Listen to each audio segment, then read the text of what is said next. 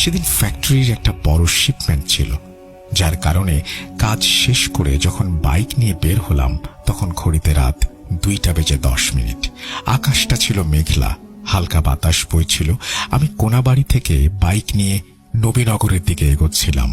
নবীনগর পার হয়ে যখন ধামরাইয়ের main road ছেড়ে ভেতরের কালামপুর রোডটা ধরলাম তখন চারপাশ একদম শুনশান। এই রাস্তাটা যারা চেনেন তারা জানেন রাস্তার দুই পাশে ঘন জঙ্গল আর ধানি জমি ছাড়া আর কিছু নেই। বাইক নিয়ে আমি যখন কালামপুর ব্রিজের কাছাকাছি একটা ফাঁকা জায়গায় পৌঁছালাম তখন হঠাৎ করেই চারপাশের বাতাসটা কেমন যেন বরফের মতো ঠান্ডা হয়ে গেল।